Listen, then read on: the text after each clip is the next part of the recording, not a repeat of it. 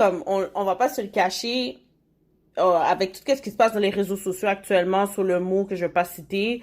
Et puis, quand quelqu'un ose dire, en plus d'être en position, donc t'es en Mhm. position, t'as un D'autorité. titre social, t'as un pouvoir quelconque dans Ouais. qu'est-ce que tu fais dans ton travail et en tant que citoyen aussi.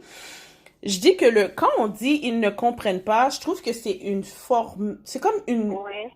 c'est une manière de démarquer son niveau De rabaisser, d'immaturité. oui, de rabaisser, de diminuer, oui, oui. Moi, j'appelle ça une Mais, immaturité parce qu'on va pas se le cacher. Le monde a été fait avec des infrastructures et des superstructures. Et mhm, qu'on le veuille ou pas, selon le milieu que tu as grandi ou selon mhm, le niveau d'études ou de... Je vais même mhm. pas mettre études parce que moi, je trouve que tu peux beaucoup apprendre par différents types de livres. Que quand tu arrives en classe, tu vas tellement D'éducation, tout... on va dire éducation, pas scolarisation. Et donc, Bon, voilà. voilà. Donc, ça veut dire que le niveau d'éducation de quelqu'un, parce que ça t'apporte une certaine connaissance, ça fait Mhm, que d'autres personnes qui n'ont pas eu ce niveau d'éducation-là ou que les infrastructures ou mhm, qu'ils ont pu se développer en tant que personne ne les a pas mhm. permis de savoir certaines choses. Donc, ça ne veut pas Oh, dire qu'ils sont plus illettrés ou c'est des personnes qui sont plus niaiseuses que d'autres parce que on va pas se le cacher. Quand n'importe quel noyau social, j'ai remarqué, quelqu'un depuis qu'il a un titre, là, c'est très facile de diminuer une autre personne. Puis parfois, oui, je me effectivement. dis que c'est relié des fois à ton milieu de travail, ton Oui. employeur, ton superviseur, ton gestionnaire. Donc, c'est cette domination que je trouve de titre social qui fait que ils se permettent de parler aux personnes qui sont pas de leur niveau, de leur titre social, d'agir de la sorte. Ben, parce que, n'empêche que, même si c'est dit, c'est quand même dénoncé. Tu sais, le service, il met des affaires en place, justement, pour enrayer ce genre de choses-là. Seulement, t'es dans le quotidien, c'est une autre chose. Tu sais, c'est comme, euh, tu l'as dit, tu sais, les personnes, oui, tu sais, ils doivent avoir une certaine éducation, ils sont allés, si on prend pour acquis que tu es en position de pouvoir, tu as ci, tu as ça. Toutefois, tu sais, la réalité étant ce qu'elle est, c'est pas nécessairement le cas. Donc, tu sais, il faut que tu comprennes que à la fin de la journée, tu sais, il faut que la personne veuille, il faut que l'ouverture d'esprit, il faut que ça soit là, tu sais, il faut que la personne veuille bien un changement. Mais j'aurais beau te donner tes 75 000 livres et puis te dire, tu sais, voilà, mais si la personne ne veut pas, tu sais, il ne veut pas. Tu sais, le changement, tu sais, c'est une force qui vient de l'intérieur. Donc, ou même moi, tu sais, je pourrais te dire, regarde, même moi, tu sais, sans, je veux pas nécessairement comme, je veux pas comme, comment je faisais ça, avoir plein d'injures, là, mais tu sais, même moi, tu sais, ça m'arrive d'avoir, tu sais, justement, tu sais, des comportements, puis de dire des affaires, puis après ça, je suis comme, oui, tu sais, je me reprends. Mais tu sais, ça, tu sais, il faut que je sois consciente, puis je me dis, j'aurais pas dû dire ça, j'aurais pas dû faire ça, c'est ce genre de choses-là que tu vois pas sur le coup, mais tu sais, ces genres de commentaires qui peuvent paraître comme parfois un compliment, mais qui ne l'est pas.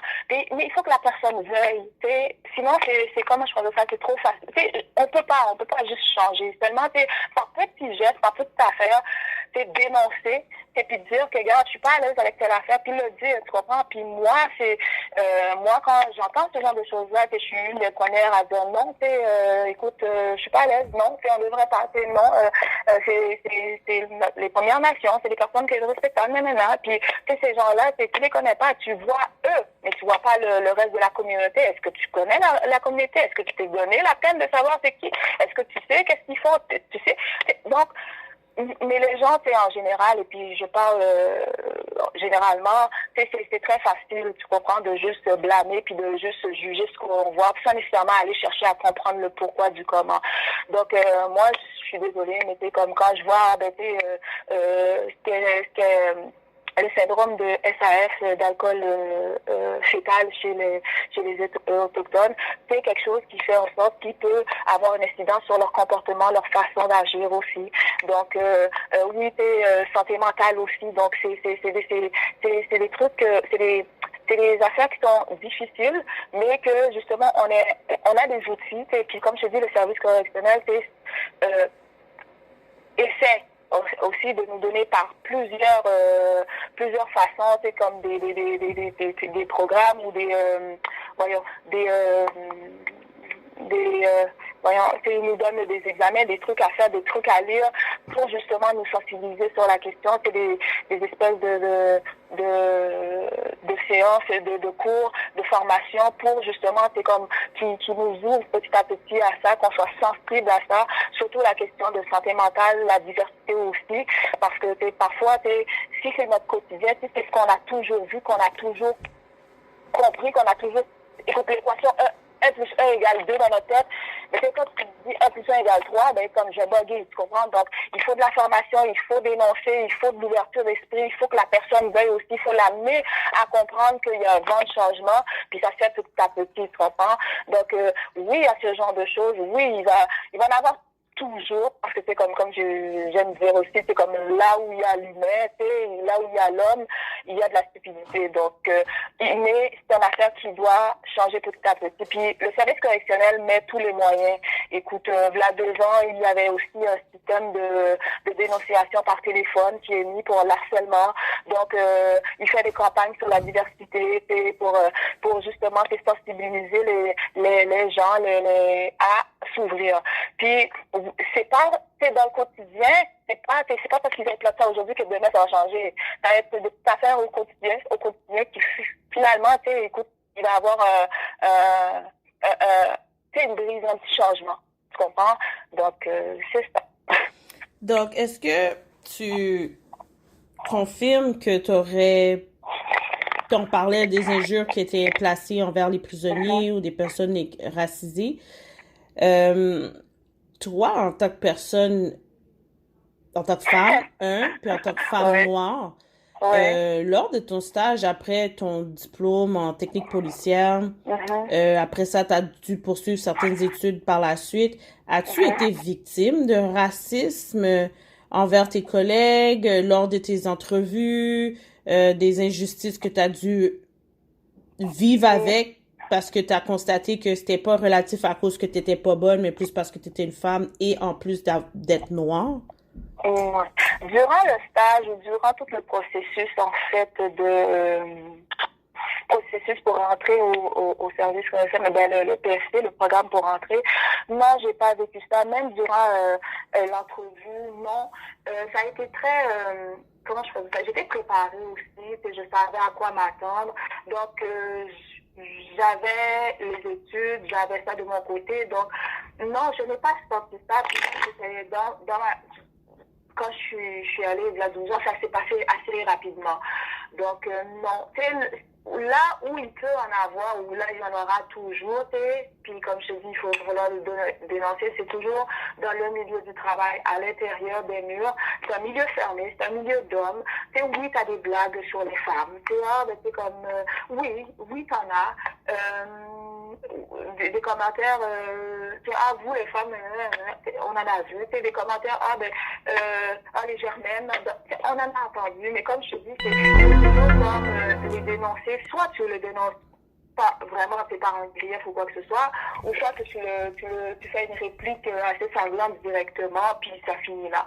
Ils s'essayent toujours, ils vont toujours s'essayer, c'est comme, écoute, c'est un monde d'hommes, c'est un monde fermé, et c'est un monde d'hommes, mais je pourrais te dire que depuis mon arrivée jusqu'à maintenant, mis à part la dernière vague qui a comme fait un grand remous, il y en a des les gens essayent vraiment de se respecter, puis comme je dis, le service correctionnel est à l'affût de ça, puis met certains outils en place pour justement, écoute, il y a de quoi, je vais poser sur le bouton, je vais dénoncer ça. C'est sûr que ce qui arrive, c'est que ça marche. Ça avance pas toujours aussi vite qu'on veut, puis ça marche pas nécessairement comme on voudrait. La réplique, on le voudrait un petit peu plus semblant, mais c'est pas ça qu'on a eu. Mais c'est dans le fond, dans la forme, ça va. J'en ai pas eu durant tout mon processus d'entrevue, mais une fois que tu es à l'intérieur, comme il y a une expression, tu dois te fondre parmi les murs, puis essayer de faire ta place, et c'est là que tu peux avoir certains accrochages. Puis quand tu es nouvelle, toute petite erreur, c'est pris, mais après ça, tu prends ta place, puis tu travailles bien, tu prends ta place, et tu es capable de outrepasser ça. OK, ça c'est bon à savoir. Donc, c'est de persévérer, garder confiance en soi, puis d'être déterminé où qu'on s'en va. Ah oui. Ben, pour être là, il faut avoir une forte personnalité, pour justement être très tac au tac. Tac au tac. Ça peut être bon comme ça peut être mauvais aussi, mais ne pas laisser place à quoi que ce soit. Tu peux prendre un certain temps de recul pour justement répliquer, parce que c'est toujours bon, c'est d'avoir un second avis, mais c'est de ne rien laisser passer. Dans le sens que il arrive une situation, dénonce-le, parle-en, puis parfois entre collègues ça se règle, sinon on va à la plus haute instance, on fait une plainte, on dit. Il y a toujours place justement à se faire entendre. Ça, c'est ce que j'aime. Mais le problème, c'est que ça te gruge quand même, dans ce sens que tu dois vivre avec ça au jour le jour. Puis comme je te dis, c'est un endroit fermé. Tu rentres là-dedans, puis t'entends comme la clôture, comme l'odeur, c'est à l'intérieur. Donc, c'est pas comme si si ça va mal, ça va mal. Donc, tu comprends? Donc, mais n'empêche, tu as des processus, tu as des affaires qui sont là, qui peuvent t'aider à dénoncer puis aller de l'avant avec ça. OK. Est-ce que tu pourrais nous expliquer, par exemple, un défi que tu as dû surmonter, que tu as trouvé ça quand même dur, là? Puis je vais parler avant la COVID, puis avec la COVID. Si tu es capable de balancer. C'est la COVID que j'allais parler. Donc ça, It's okay. Go ahead, then. Parle-nous de la COVID. Écoute, un défi qui a été dur, parce que ce qui arrive, c'est qu'on est travailleurs essentiels. C'est pas comme si, je peux dire, regarde, on ferme la prison à minuit puis tout le monde va chez eux. Hein.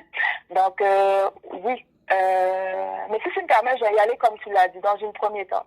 Le défi qui était difficile au début, c'était vraiment, comment je ferais ça? C'était vraiment voir la détresse humaine. Je suis pas à l'aise avec ça. Moi, comme je te dis, j'étais pas prête à travailler dans une prison. Je connaissais pas c'est quoi une prison. Les murs. Écoute, les barres c'est gigantesque. Tu rentres là-dedans, de l'extérieur, ça fait vraiment architecture, c'est super beau. Mais, de l'intérieur, il y a des gens qui vivent là-dedans. Des cellules. Tu regardes ça, tu dis, waouh, ok, moi, vivre dans ça. Puis c'était quelque chose qui m'avait touchée, moi, en tant que femme noire, puis écoute, humaine aussi, tu comprends? Donc peut-être j'ai un côté plus sensible, c'est comme, waouh, ok, m'habituer à ça, m'habituer à l'odeur qui était là, m'habituer au déclic, aux portes qui s'ouvrent, papa, tu sais. Donc c'était quelque chose au début psychologiquement, parce que tu voyais aussi des humains, c'est comme, ok, tu devais faire ça, faire ça. Là, c'était vraiment la détresse, le côté santé mentale aussi que tu voyais. Écoute, à l'intérieur de murs, c'est comme une micro-société. Donc, tout ce que tu vois à l'extérieur, tu vois à l'intérieur, mais fois deux. Donc, être plus sensible à ça, de voir ça, c'était une grosse adaptation pour moi, parce qu'au début, je pensais même pas rester, pour vrai. Donc, ça a été ça. J'ai passé à travers, parce que justement, j'ai passé à travers au fil des années, puis j'ai retrouvé comme le côté relation d'aide que je te parlais, c'est par rapport à mes études qui fait le lien, relation d'aide qui est venue me chercher et qui m'a aidé justement à passer à travers ça. La chose la plus difficile que j'ai vécue jusqu'à maintenant, ça a été la période justement de COVID. Comme je disais tout à l'heure, c'est que, écoute, on est des travailleurs essentiels, donc on peut pas justement arriver puis juste fermer le garage et puis c'est beau et puis on s'en va, puis on les laisse sortir, ainsi de suite. C'était difficile point de vue personnel, parce que nous autres aussi on vivait de quoi à l'extérieur qu'on devait gérer en tant que mère monoparentale, tout seul à gérer ça, c'était quelque chose de difficile. Et c'était aussi difficile de voir l'atmosphère à l'intérieur, de voir, comment je faisais ça, que eux aussi, c'est les détenus, justement, lorsque face à une situation critique, ils réagissent, tu comprends? Donc, c'était difficile parce que la tension était palpable, et de les voir aussi, c'est les voir, et qui ne savaient pas trop, j'ai pas de nouvelles de ci, j'ai pas de nouvelles de ça.